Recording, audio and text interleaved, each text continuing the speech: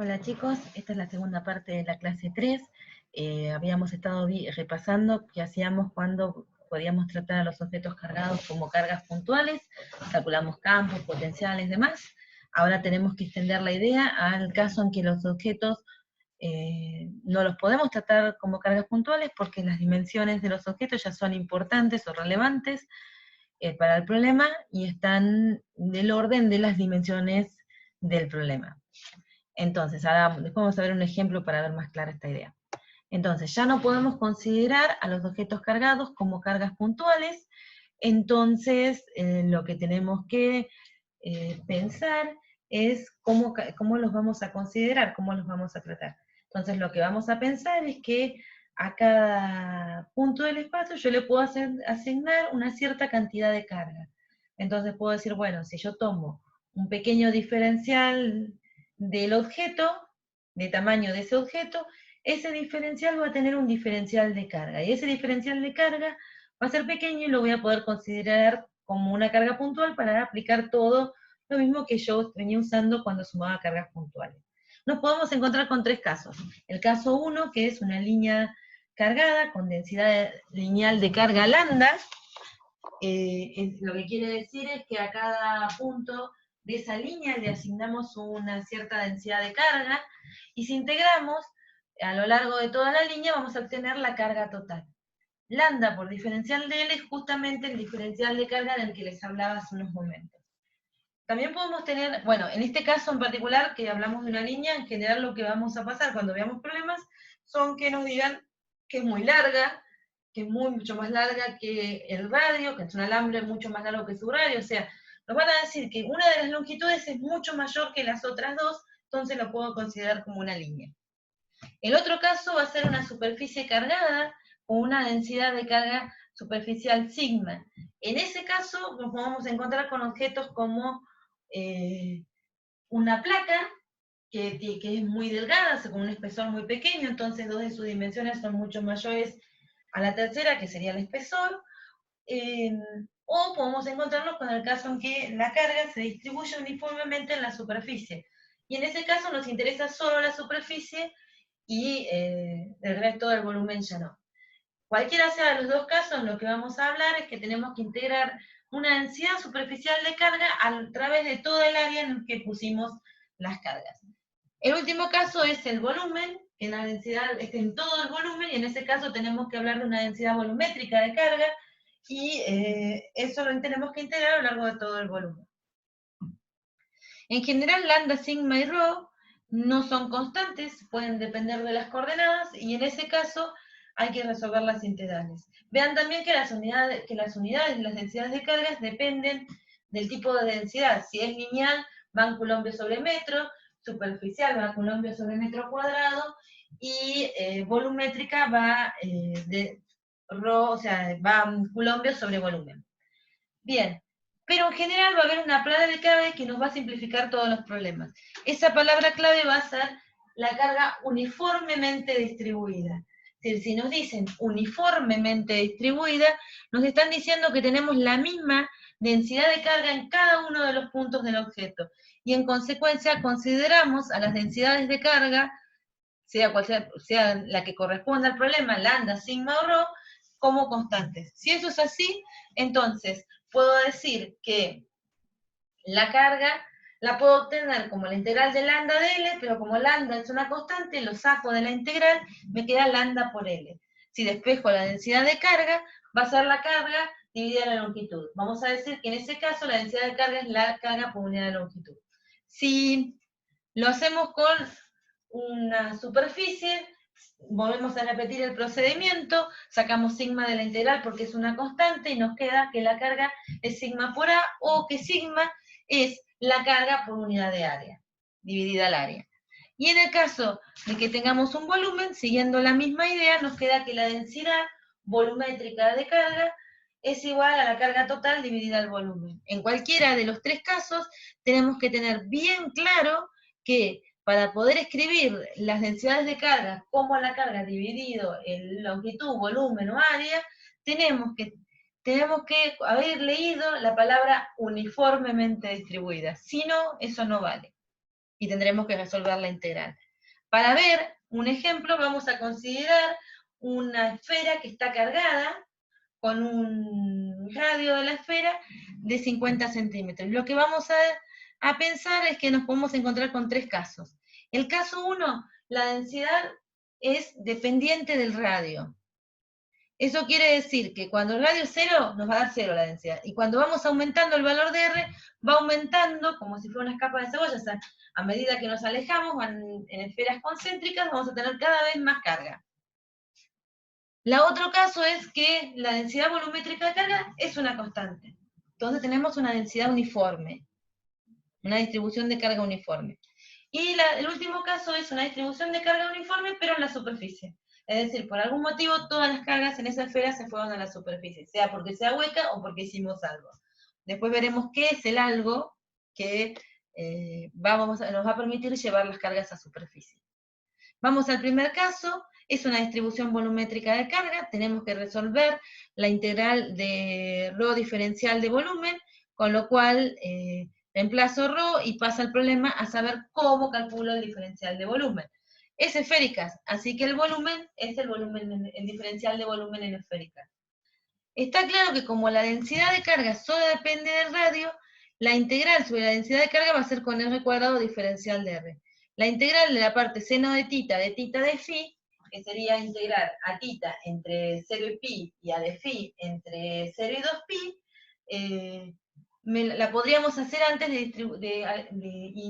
la podemos hacer antes, digamos, y poner el diferencial de carga más sencillo. O sea, podemos resolver la integral poniendo ese diferencial de carga, integrando los diferenciales de phi, esa parte angular nos da 4pi, así que podríamos escribir eventualmente el volumen directamente, al diferencial de volumen directamente como 4pi y la parte r cuadrado de r. ¿Cómo podemos recordar esta idea? Porque me van a decir, no me voy a acordar el diferencial de volumen en esféricas en el medio de un parcial, y no me voy a avivar de hasta dónde entregarlo.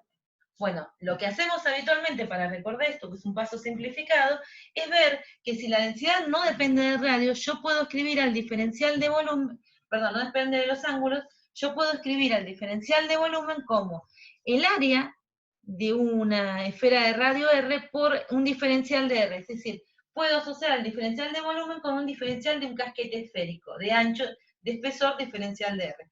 Y integrar al diferencial de R entre todos los posibles casquetes, desde que tengo 0 hasta el radio de la esfera, y entonces ahí obtengo el volumen total. Entonces, ¿cómo puedo también recordar esta fórmula? Bueno, recordemos, el volumen de una esfera es 4/3 de pi por radio al cubo. Si yo lo diferencio respecto de R, voy a tener justamente esta expresión. Es decir, esta expresión para el diferencial de volumen, que lo podemos sacar pensando en el casquete o diferenciando el volumen de una esfera, nos servirá únicamente si lo que estamos integrando solo depende de R. Si llega a aparecer tita o phi, tenemos que resolver sí o sí la integral con el diferencial de volumen escrito completo. Bueno, habiendo hecho esta aclaración, reemplazamos el diferencial de volumen y resolvemos la integral, que es bastante trivial, y nos queda ρ0 pi r a la cuarta. Si uno quisiera hacer lo que es erróneo, que dice, bueno, no, yo agarro, no me importa que dependa de R, agarro la densidad y la multiplico por el volumen de la esfera, verían que me aparecería un 4/3. Es decir, que no está bien hacer en una densidad que no es uniforme ese cálculo. Pero vamos a la densidad uniforme, ahí sí está bien, entonces me queda ρ por la integral del diferencial de volumen, que es 4/3 de pi por r cubo, el volumen total por ρ. Y el último caso, que era la distribución superficial, tengo que hacer la integral de sigma diferencial de área, sigma es una constante, lo saco, me queda la integral del diferencial de área, que es el área de una esfera de radio, de la esfera, que nos queda 4pi r cuadrado por sigma. Bueno, acá tenemos que reemplazar los valores de ρ0, los valores de los datos, y sacar los valores numéricos. Eso se los dejo a ustedes cuando revean este ejercicio y traten de entender un poquitito. Tranquilos ustedes en casa. Bien. El caso B es otro caso paradigmático, o sea, otro que les va a aparecer seguido, que es un cilindro. El cilindro tiene radio R, longitud L, y en este caso nos dan la carga, que es 3 coulombios. Y nos dicen la palabra mágica, uniformemente distribuida. Bien, nos van a dar dos casos. El caso 1 nos dan los datos del radio y la longitud, Y el caso 2 nos dicen que el radio es muchísimo menor que la longitud. La longitud vamos a seguir pensando que es 1 metro. Entonces, si el radio es mucho menor que la longitud, nos quiere decir que las dimensiones espaciales del área transversal del cilindro, de las tapas del cilindro, son mucho más chicas que la dimensión en la longitud. Es un alambre fino, básicamente. Entonces lo podemos considerar como una línea cargada. ¿Cómo relaciono la densidad, en el caso A, cómo relaciono la densidad de carga con los parámetros del cilindro? Seguimos el mismo procedimiento que la esfera, pero ρ es constante, así que lo saco de la integral y tengo que saber cuánto vale el volumen de un cilindro. El volumen de un cilindro vale el área de las tapas, que es pi por radio al cuadrado, por la longitud. Obtenemos ρ despejando. En el caso B, dijimos que era una densidad lineal, entonces, ¿qué tipo de densidad tengo? Es lambda, densidad lineal de carga, y cómo la relaciono. Ahora tengo que ver que por más que tenga un objeto volumétrico, ahora lo tengo que pensar, no es tan volumétrico, es bastante fino, y tengo que pensar que es una línea, entonces va lambda, integro lambda, constante, porque sigue valiendo lo de uniformemente distribuido, lo saco de la integral y puedo obtener la relación entre la densidad lineal, la carga total y la longitud del cilindro. Las cuentas se las dejo a ustedes. Bueno, ahora que más o menos aprendimos un poco qué hacer con las cargas cuando las tenemos distribuidas en objetos de tamaño no considerable como una carga puntual, tengo que ver cómo calculo el campo del potencial para estas distribuciones continuas de carga. Entonces, primero recuerdo nuevamente el principio de superposición, que nos permite sumar contribuciones, en el caso lo habíamos aplicado a las de cargas puntuales, y entonces nos imaginamos que en este caso podemos tomar al objeto y dividirlo, como dijimos antes, en pequeños diferenciales de carga, tales que yo puedo escribir la densidad por el diferencial de área, volumen, longitud, depende de las dimensiones del objeto. En este caso podemos suponer que es un volumen, entonces sería ρ por dB, ese es el diferencial de carga. Entonces, como estamos hablando de diferenciales, los podemos considerar como si fueran cargas puntuales y sumar las contribuciones de cada uno de esos diferenciales de carga como si fueran cargas puntuales. Entonces yo tomo un diferencial de carga y veo el campo que generaría y lo llamaría diferencial de E. Y luego me muevo a otro punto, tomo otro diferencial de carga y veo el campo que generaría. Y así como antes sumábamos cargas puntuales uno a uno, ahora tenemos que sumar diferenciales. Sumar diferenciales es entonces resolver la integral. Entonces, integro todos los diferenciales de carga generados por todos los diferenciales de campo generados por todos los diferenciales de carga, y esos diferenciales de campo son generados por diferenciales de carga tomados como cargas puntuales. R es el vector que va desde el diferencial de carga al punto donde calculo el campo. Y nótese que esta es una integral que tiene carácter vectorial, con lo cual va a ser un poquito más compleja de resolver que la que sigue, que es la del potencial. La del potencial tiene la misma lógica, esto sería el diferencial de potencial, que está relacionado con el potencial que generaría cada diferencial de carga. Nuevamente R es la distancia de la carga al punto, pero esto no guarda carácter vectorial. Entonces, la integral es directamente una integral de escalares. Tenemos que recordar que usar esta expresión, ya sea sumando discretamente o integrando, implica que estamos tomando el potencial igual a 0 en el infinito.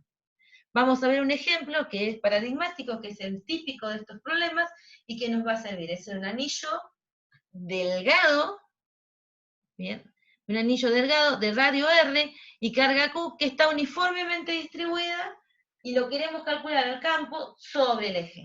Entonces, como siempre dijimos, el primer paso va a ser hacer un esquema de la situación que nos permite identificar el diferencial de campo que está generado por el diferencial de carga en el punto en el que quiero calcular el campo. Y luego analizar si puedo hacer alguna simplificación en las integrales que me quedan.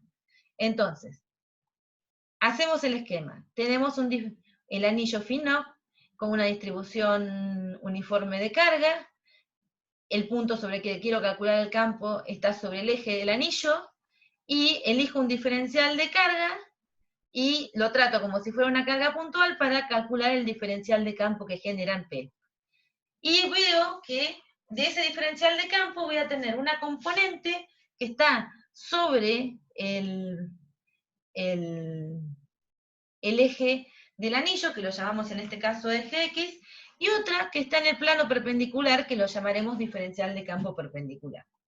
Así que nosotros tenemos que escribir al diferencial de campo en dos componentes.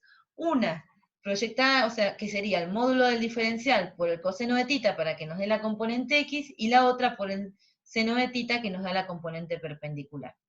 Ahora lo que sigue es ver si hay alguna simetría, obviamente el eje del anillo es un eje de simetría, para ver si puedo simplificar alguna de las integrales o decidir si alguna es necesario calcularla o no. Efectivamente, cuando analizo exactamente un diferencial 2, que está opuesto al que había considerado al principio, veo que me va a generar un campo en la dirección tal que la componente sobre el eje del anillo, el eje X, se suma a la al diferencial de carga enfrentado, pero la componente Y se resta. La componente en el plano perpendicular se resta. En consecuencia, si integro todas las componentes en el plano perpendicular, siempre me voy a encontrar por cada punto en el anillo uno en el lado opuesto que cumpla ese requisito, así que la integral me va a dar 0. Y me queda, en consecuencia, solo realizar la parte de la integral que me determina la componente X. En consecuencia, el campo va a ser esa integral en la dirección del eje X. Debemos, entonces, centrarnos en el cálculo de esta integral. Ya no nos importa tanto la casa, porque acá Y ya es el versor Y, no es que estamos viendo, cuando estábamos mirando la integral original, estábamos pensando en que teníamos que movernos en todo. O sea, la integral, antes de tomar componentes, tiene un vector R, que es el versor que va de la carga al punto. Acá lo que logramos es deshacernos de ese versor R y quedarnos con un vector que no cambia, que es único para todas las diferenciales de carga. Bueno, entonces vamos a resolver la integral. El primer paso es escribir el diferencial de Q. Dijimos que está uniformemente distribuida, en consecuencia podemos decir que la densidad lineal de carga es la carga total sobre 2pi por R. Y lo multiplicamos por el diferencial de longitud, con lo cual si esto lo integráramos nos daría la carga total. Pero ahora debemos ver de reescribir esa expresión, porque tenemos, si reemplazamos diferencial de Q, tenemos dL, que es variable porque nos estamos moviendo por el anillo, y deberíamos ver si tita y R no dependen de ese dL. Aunque a priori uno se da cuenta que no, vamos a seguir el procedimiento simplemente para establecer cómo hacerlo para el caso que sí dependa. Por ejemplo, si fuera un disco, sí lo tendríamos que hacer así. Entonces, debemos reescribir la integral tratando de que nos quede explícita la relación entre las magnitudes involucradas, entre el coseno de tita y el R cuadrado, y el diferencial de L, con la variable de integración que es el diferencial de L. Entonces, R lo habíamos escrito cuando calculamos el campo, era la hipotenusa de este triángulo rectángulo, y el coseno de tita también lo habíamos escrito, así que lo reemplazamos, y cuando miramos todo, nada de esto depende del diferencial de L, porque la única variable que nos queda es X, y X es la coordenada del punto. O sea, no se va a mover porque nos movamos a través del anillo, porque es la coordenada del punto. Así que nos queda solo, todo sale de la integral, y nos queda solo la integral del dl, que me da la longitud del anillo, que es 2pi por r. Y entonces, reemplazando eso, llegamos a la expresión del campo. Que tengan en cuenta que cuando resolvemos esta integral sacamos la componente X, o sea que si yo lo escribo finalmente, yo puedo que el campo es esa componente X en la dirección de Y. Bien, ahora miremos la expresión con un poquito más de amor, y tenemos que ver que, por ejemplo, que si nos alejáramos mucho del anillo, tendría que darse la situación que nosotros dejáramos de darnos cuenta que es un anillo y termináramos pensando que hay una carga puntual. Si eso es cierto, la expresión del campo cuando estamos lejos del anillo tendría que ser la de una carga puntual.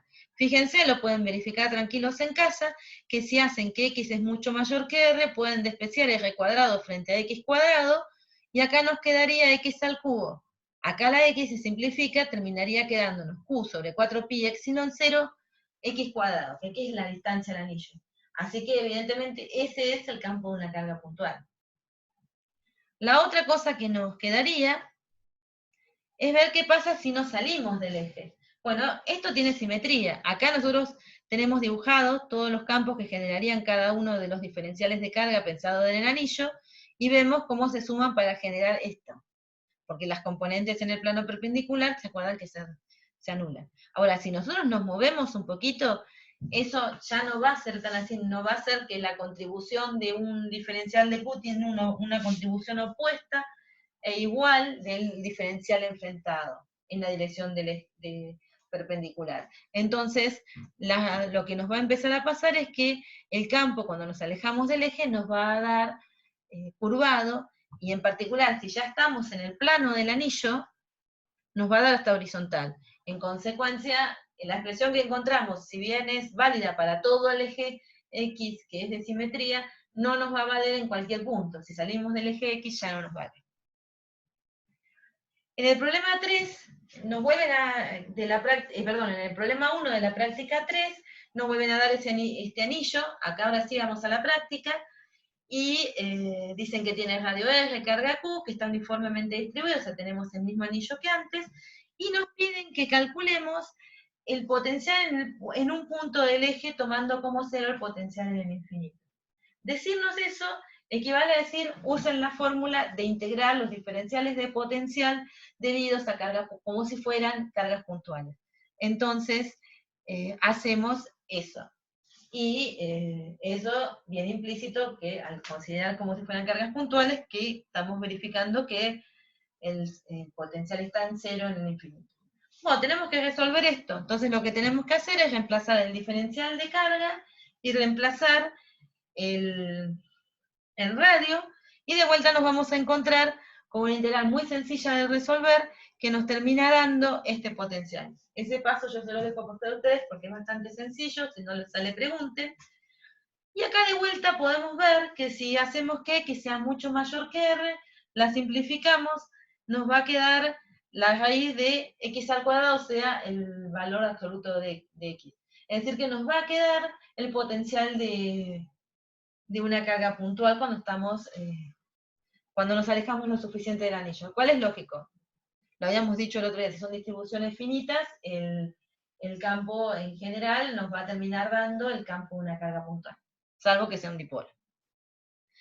Bueno, usar el resultado del punto A para encontrar el campo eléctrico sobre el eje. Acá nos vamos a valer con que el potencial que obtuvimos es un potencial que depende de la coordenada X y que yo puedo calcular sobre cualquier punto de ese eje usando ese potencial. Entonces tengo una función para definirlo. Entonces sobre ese eje a mí me va a permitir calcular el campo eléctrico. Entonces hago el gradiente de ese potencial para utilizar la relación, y a partir de eso puedo encontrar la expresión del campo eléctrico. También les dejo realizar el gradiente a ustedes, ese gradiente cartesiano es bastante sencillo, así que lo van a poder demostrar fácilmente. Y esta expresión es la que ya obtuvimos. El siguiente problema es el problema 2. Esto es para que vean la misma situación con diferentes simetrías. Entonces, lo que nos dicen es que tenemos un alambre legado que se ubica a lo largo del eje Z, desde Z igual a 0 hasta ZL, que tiene una carga Q que está uniformemente distribuida. Son los que les dije recién. Normalmente les dan uniformemente distribuida. Cuando no es así, ya los preparé.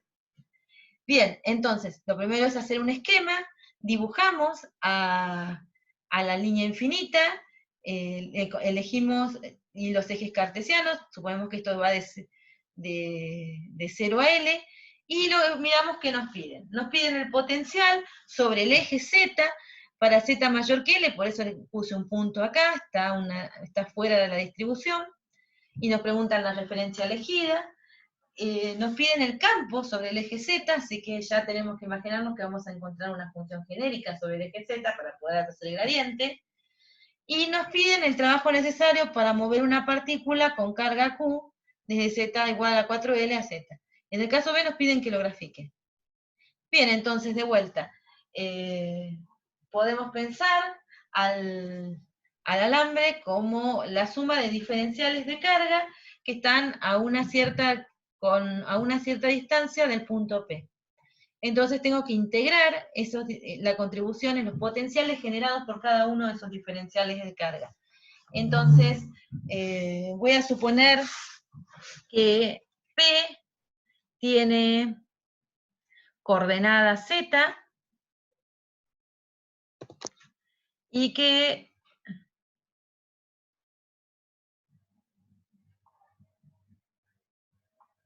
el diferencial de carga está en Z'.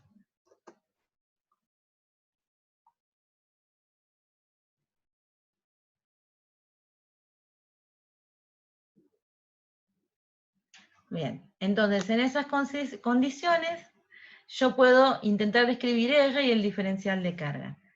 R, lo voy a poder escribir como la coordenada, porque es la distancia del diferencial al punto, como la coordenada del punto menos la coordenada del diferencial. Mientras que el diferencial de carga, como me dijeron que está uniformemente distribuido, es lambda por dl, donde lambda es la carga por unidad de longitud porque lambda es constante. Y dl es diferencial de z'. Z' mide cuánto nos movemos a lo largo de la línea. Entonces reemplazamos en la integral y tenemos que integrar sobre z', desde z' igual a 0 hasta que se acabe la línea. Bueno, también les dejo como ejercicio a ustedes, porque la integral es bastante sencilla, que demuestren que esta nos da directamente esto. Y el siguiente paso nos pide, bueno, de vuelta, la referencia es clara, porque estamos usando una carga puntual. Entonces es el infinito igual a 0. Ahora nos piden que calcule el campo. Como les dije antes, vamos a encontrar una expresión para el potencial que va a valer para todos los puntos sobre el eje. Así que podemos calcular el campo, hacemos el gradiente del potencial y nos da el campo, o sea que tenemos que hacer el gradiente en coordenadas cartesianas de esta expresión y va a dar el campo sobre el eje, que nos va a dar en la dirección K. Esto se los dejo a ustedes para probarlo, pero porque es hacer una cuenta, una derivada, pero lo interesante es acá, si esa expresión, preguntarnos si esa expresión tiende a la obtenida, tiende la expresión obtenida al campo de una carga puntual. O sea, si la que obtuvimos cuando Z es mucho mayor que L, cuando nos alejamos mucho del alambre, y ya lo vemos casi como un punto, se nos da la expresión del campo de una carga puntual. Es bastante sencillo verlo. Yo les dejo que lo miren y vean qué tendrían que simplificar para probarme que es cierto.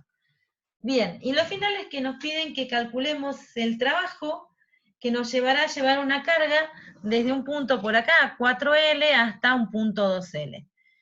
Entonces, esa carga Q va a ser por la diferencia de potencial, donde el potencial lo tenemos expresado acá, calculado el potencial en 2L menos el potencial en 4L.